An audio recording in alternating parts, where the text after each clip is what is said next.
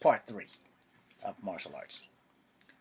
So I went on a little tangent in the first 2 videos, and I'm sure you guys are probably thinking, well, James, you haven't demonstrated anything to us outside of the t-shirt and towel that went completely wrong. Well, here's the thing. If you, oh, stink bugs. God, I hope you stay outside. He's crawling on my window. I'm sorry, I'm totally distracted. You know, it's still like Peter padding on the window. I wish it would just go away, because it's totally distracting me right now. Yeah, good. Go away. Nah, damn it, it didn't go away.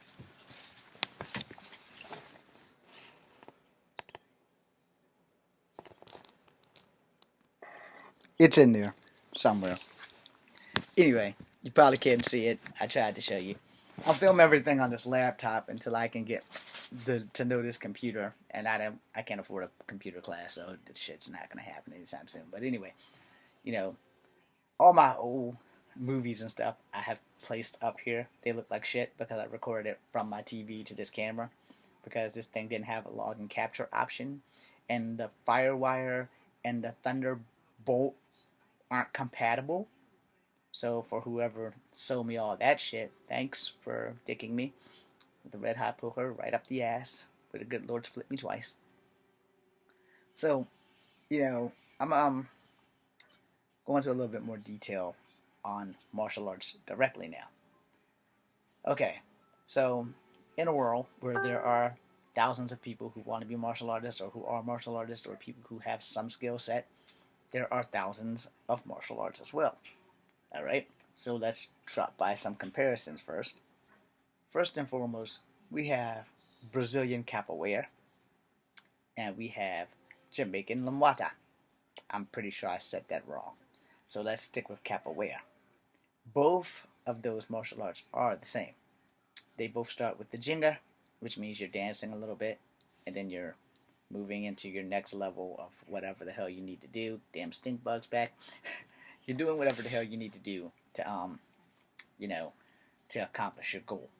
Now, if you've seen the movie Only the Strong, where martial arts legend Mark Dacascos introduced the world to capoeira. All right. Now, being that both of his parents are martial artists, no one's going to go and holler Mark Dacascos is a fake, because he might show up at your house and fuck your ass up. Now, it would be the same thing if you said something to Matt Mall. He damn sure might come to your house and fuck you up. I'm sorry, Matt.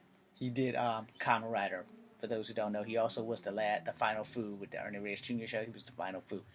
So, and no one's gonna say shit about Ernie Reyes Jr. because he's going to fuck you up. Sorry, Ernie. I'm not your twin, but I have been mistaken for you at least twice. Back when you had long hair and did Ninja Turtles and Surf Ninjas, it was probably the worst 2 years of my life.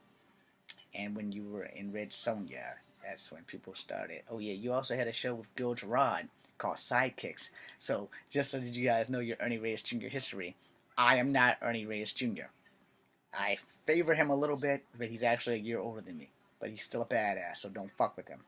He also played against The Rock in the Rundown. He played against Jackie Chan in Rush Hour 2. Yeah, he's a short guy who fucks shit up. His dad's a teacher, and he's a teacher, and they will fuck you up. So don't go fucking with Ernie Reyes and Ernie Reyes Jr. Now, you don't know what Ernie Reyes Sr. looks like. He also played in Surf Ninjas as Uncle Patch. Alright? Cool. We're done talking about Ernie. I love you, Ernie. Anyway, so as a martial artist, as many of us will tell you, the best thing you can do for one is to try your damnedest to walk away. Even Jason David Frank will tell you that. And if you don't know who he is, he's the green, the white, the red, and the black or gold Power Ranger. Way to go, Jason David Frank. Anyway, leaving those guys out of this, as I was on before, capoeira is a martial art where you chinga, you move back and forth. I can't show you because I can't use my legs, but you get the gist. You can always Google it because that's what you young people do. You Google every fucking thing. So you can Google Jamaican martial art and you can Google capoeira. They are exactly the same. Just story is probably a baseline, wiggle or squiggly line away from each other. In Brazil, the African slaves that were Brazilian taught capoeira as a way of fighting and secretly transferring messages to how they're going to escape. to wherever the fuck they were gonna go. I have no idea. That's like about 3% correct. I'm not gonna say that that's the whole correct. That's just the shit that they tell you. Now, for the people who actually live in Brazil, who actually know, that's where you want to go to get your information. Same thing with Lambada in Jamaica, but they're exactly the same. They're exactly the fucking same. So apparently, whoever came up with it first was exported to one or the other country, from Brazil to Jamaica or from Jamaica to Brazil, for that martial art to be the same. Now, here's where shit gets complicated. We're going to China now. China has 10,000 dialects. China has many forms of kung fu, because you have your animals. This is dragon. This is tiger. This is mantis. This is snake. This is crane. And I'm pretty sure I left something out. But, they have many different animal styles. And then you have Northern Shaolin, Southern Shaolin, Wushu, Wing Chun. Um, there's always that one that I can't pronounce. I think it's like Chung Shi Ha. Somebody Chinese correct me on that. I can't pronounce it. I never could pronounce it, but I heard it was awesome as fuck. Alright? Now, technically, Wushu and Kung Fu is Kung Fu. Alright? Now, I could be wrong on saying that word actually, but when I talk to a Wushu instructor, it's like, well, technically, Kung Fu and Wushu are one and the same. And it's not called Kung Fu, it's Gung Fu. Gung. Alright, so, again, someone Chinese can like send me one of those little messages and correct me, because hey, as a martial artist, it's all the same to me. As long as I can use it, it works. Alright? Now, before we go back to America with Bruce Lee and Jeet Kune Do, we're going to stick with the northern and southern styles of Shaolin. Now, the reason why that is because Shaolin temples migrated throughout Asia. No, not just in China, but in Mongolia, in Tibet, and stuff like that. And some of the Shaolin protected the Dalai Lama. I'm sure you guys have no idea what the fuck I'm talking about, and you're probably thinking, "Hey, James, you're on some bullshit." Okay, well, it's my bullshit to keep, because I'm only going with what I've been told. If you look at the robes of the Shaolin and you look at the robes of the Dalai Lama, they kind of resemble the same. So unless they're all shopping at Robes Are Fucking Us, they kind of resemble the same. Shaolin masters wore pearl beads just like the Dalai Lama monks. So, therefore, and Shaolin masters are monks. So, it's kind of got to give me a tiny bit of credit there. As a Northern Shaolin master, I don't think they fought each other, but I think they fought bandits differently. But Kung Fu was engaged to fight bandits to protect priests and princesses and emperors and all those other royalty type people. Now, for the good part, there was a warrior tribe of Asian women that were Amazons, just not like on the Amazon, because the Amazons in South America or some shit like that. But they were a woman tribe. Now, Wing Chun did not learn from this tribe. She learned from a Shaolin master who was a woman who may or may not have been in that woman's tribe. Yeah, this is all speculation. So you don't have to believe none of that shit, because I don't really believe any of it. I'm just putting it out there because I've been told. Sometimes people stretch, bend, or exaggerate some of the truth. So you kind of gotta have your situation awareness straight. And I don't want to sit here and tell you a lie, but Wing Chun or Miss Bean Curd, that much is real. I can't really speak on Mulan because I haven't been able to go and do real research on Mulan, and I love the Disney version, and I just want to leave it right there in my fantasy and just leave it like Disney wrote and call it a day. Now, just like Pocahontas, being that I'm part Native American, I have not spoken to any oak trees or maple trees or any trees at all. Or let me rephrase that: I have spoke to them; they have not spoken back. Enough said. All right. No, I really didn't think they would speak back. Now, deep in certain Native American aspects, we do talk to animals and trees and become one with earth and stuff like that, which is why a lot of tribes do believe in reincarnation into a rebirth of where we can become animals and things like that. And I'm so away from Kung Fu right now. So let me swing it on back. Now, when you go to these Chinese dialects and when you go to these Chinese martial arts, there's no guarantee that you're actually getting the whole full shebang of a Chinese martial art. if you find a Wing Chun master in America, you've done something, and for them to actually teach you and for them to actually be an actual Asian teacher, you have done something. Because a lot of Asian teachers will not teach non-Asians, and they still stick to that tradition depending on where you are. And it's not because they're racist, it's just because they don't want to share with us. Now, they may look at me and be like, okay, well, you're not really an Asian, but you look more Asian than whatever else you're supposed to be mixed with, so they may share it with me. No, they probably won't share it with me. Anyways, Junior might share it with me. But, everyone else will probably be like, nah, Mark DeCascos might share it with me because he's mixed. So, you might be like, yeah, I had a hard time growing up mixed too, but the difference is he resembles more Asian than I do. So, yeah. His last name is Mexican, but here's a history lesson for all of you who are actually of Mexican descent, which means if you're Aztec, Incan, Mayan, and whatever other tribe from South America before the Spanish people took over and fucked you out of your lives, you're actually Asian because all Native American tribes are of Asian descent. I will not have this fight with another Korean to prove me wrong because that's how I learned because I just thought the Native Americans were from Atlantis. Boy, was I stupid.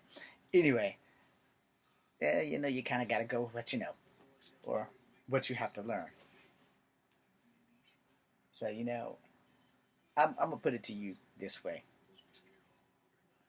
You had Northern and Southern Shaolin, and when Shaolin Kung Fu was at its peak, Japan came over, and I don't know how the fuck they had occupied China when China is so much bigger than Japan. I never figured out how they got the drop on them.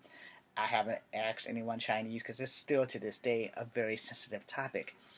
So we're not going to go there. But Japan, when they came over to China and had the occupation of China, they completely banned martial arts. Let me rephrase that. They completely banned Kung Fu.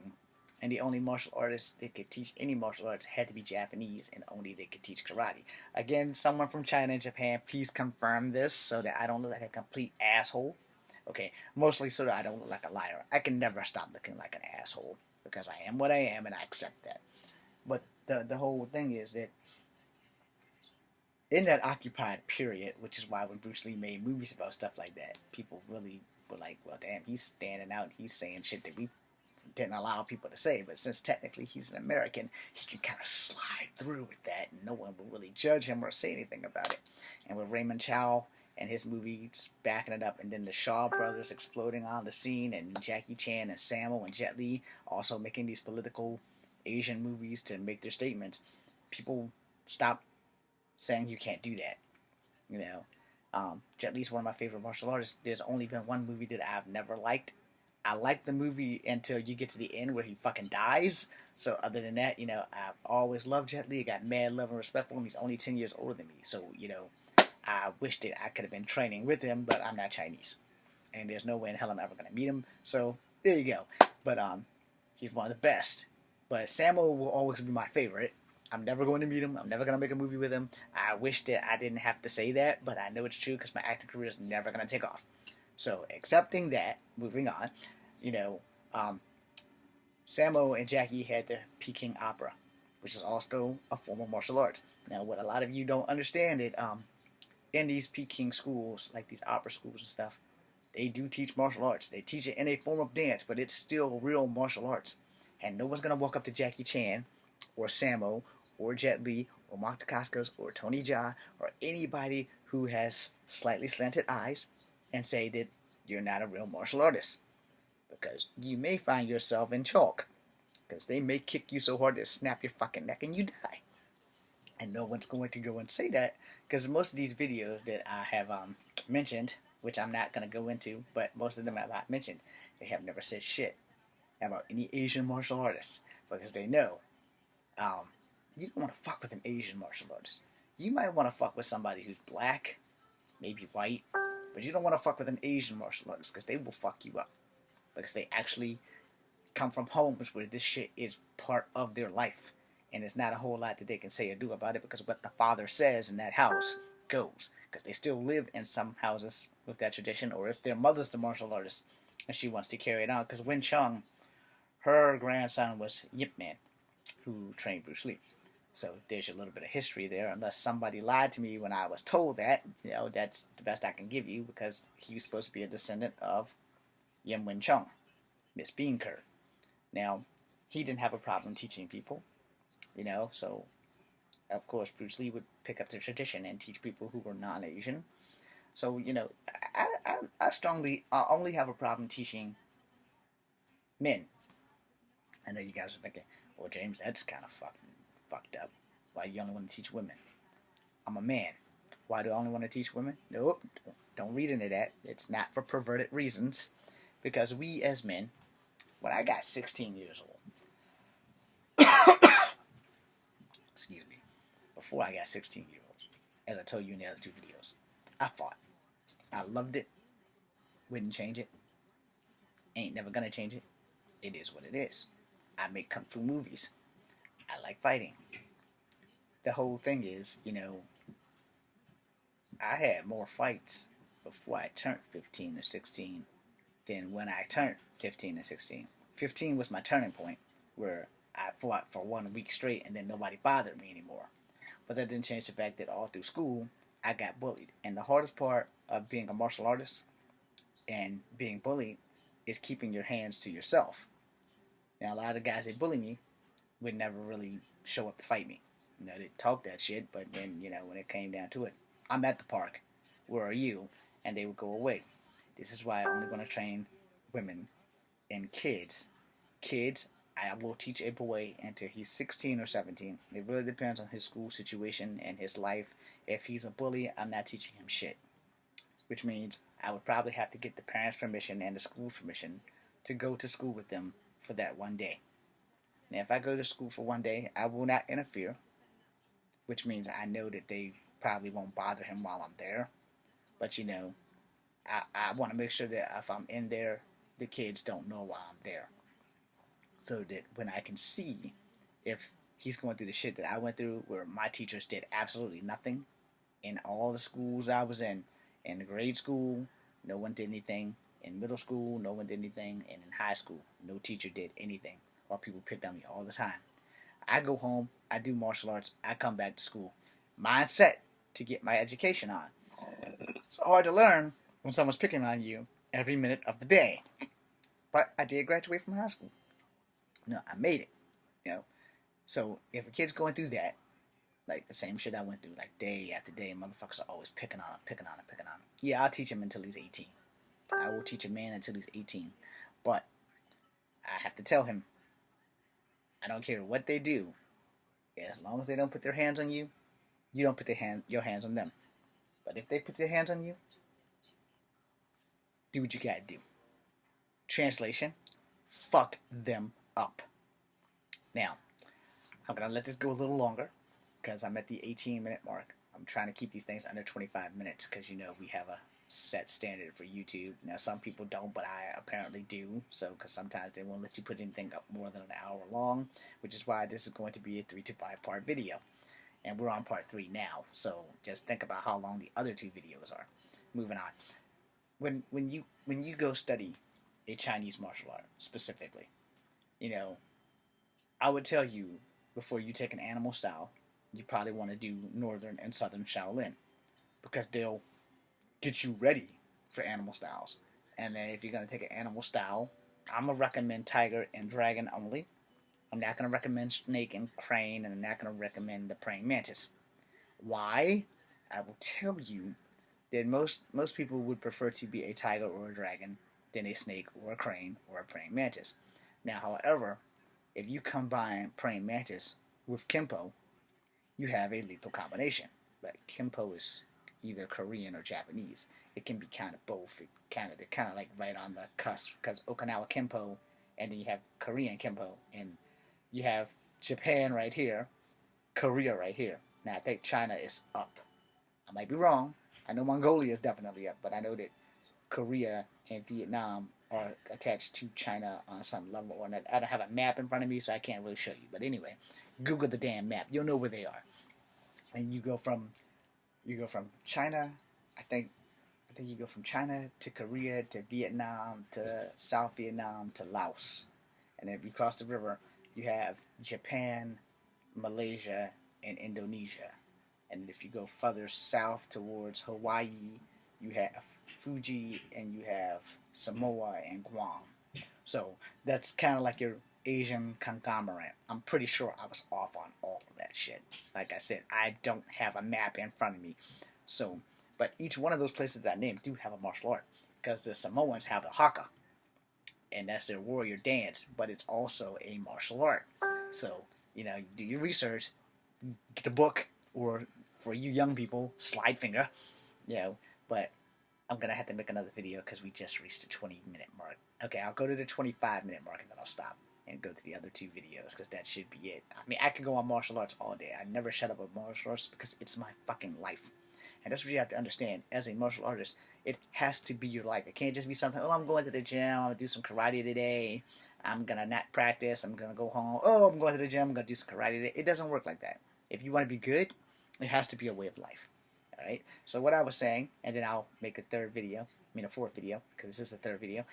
As I was saying, if you're going to pick a martial art, I'm not going to say be stuck with one. But if you choose to be stuck with one, then hone it and be the best at it. So as I was saying before, with Northern and Southern Shaolin Kung Fu, Wushu, whatever. Each style that you choose to make, it has a purpose and it has a story to it. Now, with Wing Chun, her style came with her story, or her story came with her style. It depends on how you want to view that. So, I had to get up. My legs are hurting. Yeah, that hip replacement, man. I can't sit or stand too long. It's a side effect, I guess. So, when it comes to that stuff, when you're doing like Tai Chi, pushing the wind against the flowers, you're building up your chi so that you can have muscular strength and internal strength, and so that when you chest block someone, you can pretty much put them on their ass. If taught properly, you could probably end the fight with that, especially if you palm them this way, where one palm hits in here, and the other one hits a solid mass of chest. Now, if they're wearing these dog tags, it's pretty much a done deal that they'll probably fold this way. So, I probably shouldn't wear these in battle. But, it depends. Yes, these are dog tags. I do not have breasts. I got a little bit of a gut, and I probably could stand to lose about 5 pounds in the gut. But anyway, when you're learning a martial art, you have to take this shit serious. It can't be a fucking joke. And not everybody who's going to be a great martial artist is going to be a movie star. If that was the case, I wouldn't be living here. I would have my own elaborate pagoda, and I would have my own studio, and things that I dream of doing that's never going to fucking happen. And all the GoFundMe things in the world would probably give me the finger. Anyway, moving on. Before I make the next video, you have to ground yourself in events that put you in places of peace. Most of the time, most martial artists will tell you, again, especially if you're doing anything Shaolin, the Shaolin only fight because they are protectors and guardians and things like that. Where you meet somebody who's like a Wushu fanatic or a Kung Fu fanatic who just likes to fight, is because that's what they do. They like to fight. Now you meet somebody who's an MMA guy, same thing. Now I wanted to do MMA, but now that I've reached 130 pounds, because I found that out a day or so ago that I finally made 130 pounds, not that I wasn't 130 pounds before, I'm almost back up to my army weight. My army weight was 135, all muscle. So I can swell back up. I just have to maintain a healthy weight because of my hips. But for the record, my weight of 120, 125 pounds when I was in my 20s, they never had those weight classes, which is why I could never get into MMA because, first, the little guys, our fights don't last very long because we're small and we like to fuck shit up. Quicker, the better. And that really wasn't making any money for MMA. But now they got it to where, now we can make some money off the little guys now that I'm in my 40s and I'm crippled, so I can't compete. And no doctor in the world will say, hey, you had a hip replacement. You can jump back into that ring. Yeah, right. Like, that shit's gonna happen. I need a second hip replacement. The last thing I need is to break the hip that the military has just fixed. So, like I said, these things happen. You could say it's kind of ironic that Dana White and them in the UFC now have these lightweight bouts, these phantom weight guys. But when I was in my 20s, oh, no, you can't come into the UFC. No, you can't come into MMA. And here's why. And you can Google this. From 1993 to the current year, there was no one under 140 pounds. And that was their lightweights. So their heavyweights and super heavyweights and middleweights were all in the 205 area and up. And I'm like, that's not fair. Now let me explain why. In real shoot fighting, not MMA, not UFC, and not with that Bart guy that brought that stuff back over here, but in the real shoot fighting with the underground videos and all that shit, there was no weight class. You fought whoever the fuck your cards popped up. If you got to fight somebody as big as the Kamala and you're my size, well, you better have your A game, or you're totally fucked. Card was sticking me wrong. Anyway, whoever you pop up, it's like, boom, James, 5'3", 105. Boom, Xing Shang Wu, 270 pounds, height 6'4". Guess what? Me and Shang Shang Wu, we going to town. I don't get to back out of it because I signed the contract. My ass is in there. And from the second that I step in that ring, I'm only thinking one thing. Survive and hit this asshole with bad intentions. Now, as a martial artist, depending on who teaches you what, your key to survival is how good a shape you're in.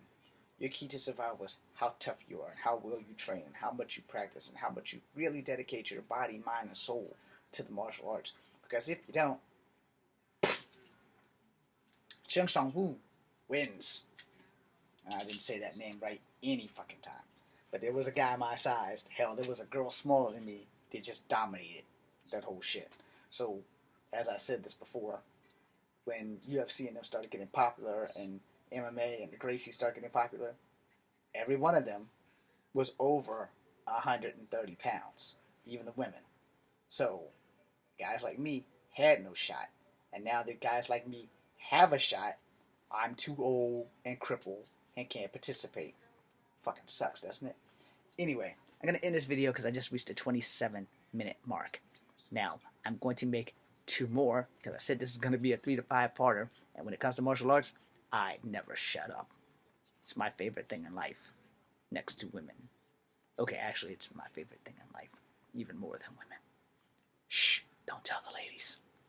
Be seeing ya.